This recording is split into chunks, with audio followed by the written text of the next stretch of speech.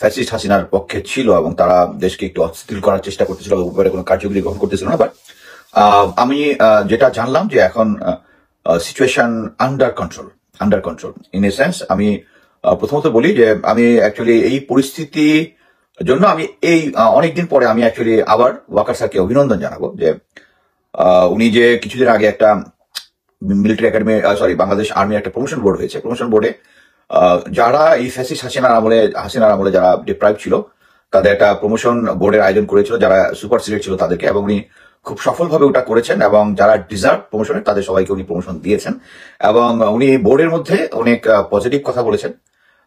উনি আর যেহেতু তার আত্মীয় মানে কিছু কিছু অফিসারের আত্মীয় স্বজন বিএনপি ছিল দেখে তারা পায় নাই, এটা ওনারা ঠিক কাজ করেন নাই, উনি নিজে এগুলা স্বীকার করেছেন। That's a good thing. আরেকটা হচ্ছে আমি গতকালকে বাংলাদেশ সময় তো আজকে 28 তারিখে বৃহস্পতিবার কর্নেল ইন্তেখাব একটা প্রেস কনফারেন্স করেছেন। এখানে জিনিসটা উনি ক্লিয়ার করেছেন যে এটার পিছনে ইন্ধনদাতা আছে। উনি ইন্ধনদাতার নাম বলে নাই, সবকিছু যে দেশের মধ্যে যে বিভিন্ন জায়গায় আনরেস্ট হচ্ছে ইন্ধনদাতা আছে, এটা ওনারা ইন্ধনদাতাকে বের করার চেষ্টা করতেছেন এবং ক্লিয়ারলি ওনারা এটা জানেন যে ইন্ধনদাতা কারা। এবং ইন্ধনদাতারাই অ্যাকচুয়ালি আমি আগে বলেছি ইন্ধনদাতারা ছিল হচ্ছে এই 22 জনের নাম যেটা গুম খুন কমিশন বের করেছিল, তারা ছিল এটা ইন্ধনদাতা। এবং তাদের মেইন এম ছিল দেশে একটা অরাজকতা পরিস্থিতি তৈরি করে, এবং তাদের একটা এম ছিল যে 72 ঘন্টার মধ্যে অরাজকতা তৈরি করে সেনাবাহিনীকে দিয়ে ক্ষমতা গ্রহণ করানো, যেটা ওয়াকার স্যার রাজি হননি। এখন পর্যন্ত আমি যেটা জেনেছি রাজি হননি। আর শুধু তাই না, এখন উনি সেনাবাহিনীর সাথে আরো সম্পৃক্ত হয়ে সেনাবাহিনীর যারা মিড লেভেল অফিসার, যারা মূল স্তম্ভ সেনাবাহিনীর, তাদের পক্ষে দেশকে এখন আমি কনফিডেন্ট যে এখন থেকে আপনি দেশকে একটা স্থিতিশীল পরিস্থিতি যেতে দেখবেন।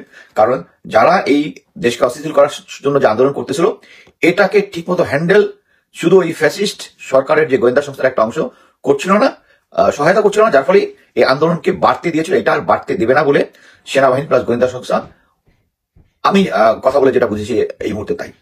এবং এটার ইম্প্যাক্টটা হচ্ছে ওই সেনাপ্রধানের একটা ভাষণ যখন উনি ওই প্রমোশন বোর্ডে দিয়েছেন, এবং বোর্ডটা উনি ক্লিয়ার ভাবে করেছেন। এটার মধ্যে কোনো ফ্যাসিস্ট হাসিনার যারা দোষর তাদেরকে এখানে আনেননি, উনি যারা ডিপ্রাইভ তাদেরকে দিয়েছেন। এবং এই কর্নেল ইন্তেখাবের যে প্রেস রিলিজ যেটা দেখেছি, উনি যে বক্তৃতাটা দিয়েছেন, উনি ক্লিয়ারলি বলেছেন যে এটার মধ্যে ইন্ধন এক দাতা আছে, এবং ইন্ধন দাতাটাই হচ্ছে উনি মুখে বলবেন না, কারণ এটার মধ্যে যেহেতু এক্স মিলিটারি লোকজন আছে, এবং যে ওই 22 জনের নামটা বের হচ্ছে এটাই।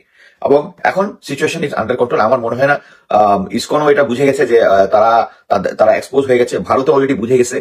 আমি ক্লিয়ার ভাষায় বলি, ভারত অলরেডি বুঝে গেছে যে বাংলাদেশের মানুষের মাইন্ডসেটের ভিতরে হচ্ছে এন্টি ভারত সেন্টিমেন্ট যেটা আছে, এইটা এখন হোস্টাইল অ্যাটিটিউড দিয়ে এটা শুধু বাড়বে। এবং এটা কমবে না, এবং এটা ধীরে ধীরে বাড়বে, কমবে না। সো এটা তাদের ব্রেনের ভিতরে ঢুকেছে বলে আমি বিশ্বাস করতে চাই। এবং আমি এখন পর্যন্ত যেটা দেখেছি সেটা হচ্ছে এখন সেনাবাহিনী এবং গোয়েন্দা সংস্থা একদম একইভাবে কাজ করবে এবং দেশকে আর অস্থিতিশীল হতে দেবে না। আমি ওই জিনিসটাই বলেছি। আমার সাথে কিছু সার্ভিং এবং রিটায়ার অফিসার একমত হয়েছেন যে আমি যেটা বলেছিলাম, যে তারা আমাকে বলেছেন স্যার আপনি তো ঠিকই বলেছেন যে জরুরি অবস্থা হলে কি হবে, সেনাবাহিনী ডেপ্লয় হবে, যেটা অলরেডি ডেপ্লয়েড আছে, এবং যদি মেডিসিন পাওয়ার এটাও এখন আছে, তাহলে কেনই আনরেস্ট হচ্ছে? কারণ আপনারা ক্লিয়ারলি বুঝতে পারতেছিলেন যে বাস ভর্তি লোকজন চলে আসছে, এগুলো গোয়েন্দা তথ্য নাই। কেন তথ্য নাই? কারণ গোয়েন্দা তথ্য যারা দেয় এক পার্টি এটাকে ম্যানিপুলেট করতেছিল দেশকে অস্থিতিশীল করার জন্য। তা এই তাদের যে প্ল্যানটা ছিল, প্ল্যানটা ফয়েল হয়ে গেছে। আমি মনে করি যে জেনারেল ওয়াকার একজন এই সময় একটা স্মার্ট ডিসিশন নিয়েছেন, কারণ উনাকে দুই দিকেই ভারসাম্য রাখতে হতো। কারণ এখন ভারসাম্যের পাল্লা পুরোপুরি জনগণের পক্ষে। আপনারা যে সমস্ত তথ্য পাচ্ছেন ভারতীয় বাহিনীরা বাংলাদেশের বর্ডারে চলে আসছে, এগুলোর কোনো ক্রেডিবল ইনফরমেশন মানে ক্রেডিবল কোনো কিছু এখন পর্যন্ত সরকারি ভাবে পাওয়া যায়নি। তো এগুলাকে আপনি ধরে নেবেন যে ভারতের যে পক্ষে যারা কথা বলে, যারা বিভিন্ন সময় কথা বলে, তারা এই কথাগুলো বলে আমাদের উপরে একটা প্রেশার ক্রিয়েট করতে চায়। আমি ডক্টর কলিমুল্লাহকে কয়েকটা ইয়াতে বলেছিলাম যে সমস্ত কথা না বলার জন্য।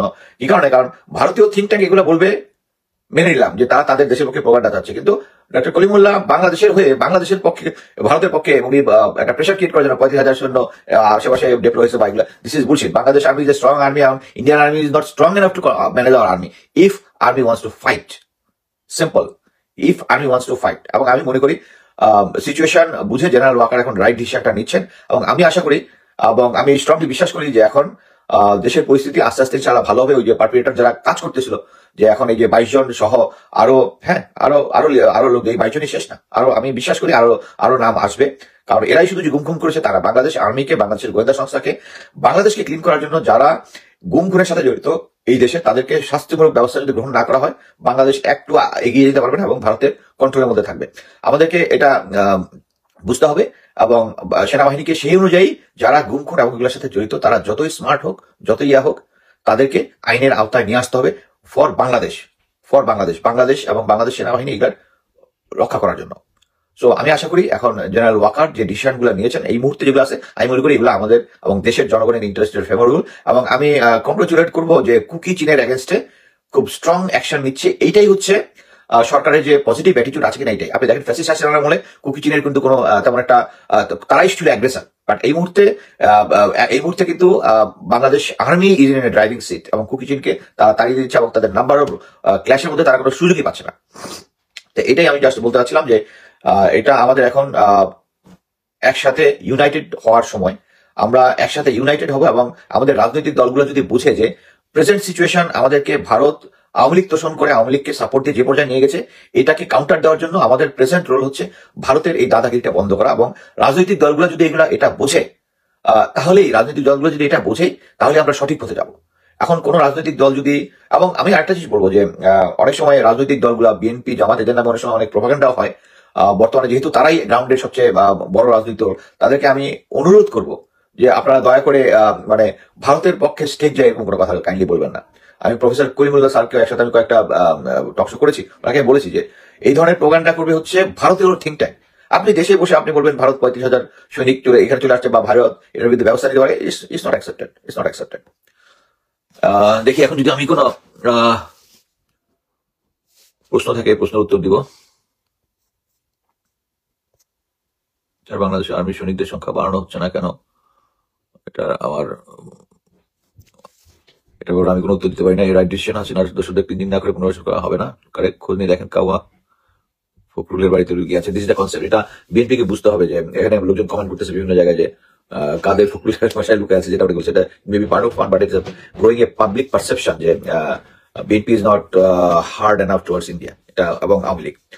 তিন বাহিনীর প্রশ্ন, আধুনিক সমস্ত ঘাটতি প্রকট, ভারত কোন দিক বাংলাদেশের ডিরেকশনে যাবে তারা ভালো করে জানে। এটা একটা বুলশিট। ভারত বাংলাদেশের ভিতরে অ্যাকশনে যাবে, এটা একটা বুলশিট। ভারতের তাদের যে মিলিটারি সিচুয়েশন, আপনাদেরকে বুঝতে হবে যে ভারতকে শুধু বাংলাদেশ বর্ডারে করতে হয় না, তাদেরকে চায়না বর্ডার মেনটেন করতে হয়, তাদেরকে পাকিস্তান বর্ডার মেনটেন করতে হয়। একটা 71-এ যখন মানে ওরা আমাদেরকে হেল্প করেছিল, তখন দে টুক প্রিপারেশন। এই তখনকার জেনারেল মানিক শাহ উনি যখন তাদের ইন্দিরা গান্ধীর কাছে যখন গিয়েছিল, উনি চেয়েছিল যে ইমিডিয়েট অ্যাকশন। উনি বলেছে যে ইমিডিয়েট অ্যাকশন পারবো না, কারণ সিচুয়েশনটা করতে হবে, তাদের ট্রুপস বিল্ড আপ করতে হবে, stock arms equipment stock piling করতে হবে, সৈনিকদেরকে করতে হবে, ইট টেকস টাইম। সো হঠাৎ করে মানে কেউ একজন বললো 35,000 সৈন্য বর্ডারে চলে আসছে, বলছি এটা হচ্ছে জাস্ট খালি মানুষকে একটু স্কেয়ার করে দেওয়ার জন্য, মানুষকে একটু ভয় দেখানোর জন্য, এটাই। তো আমি মনে করি এখন থেকে বাংলাদেশ একটা সঠিক পথে যাবে। আমি ওয়াকার স্যারকে বলেছি, স্যার প্লিজ আপনার কোর্সমেট যারা এগুলোর সাথে জড়িত ছিল তাদের ইন্টারেস্ট দেখার সময় শেষ। এখন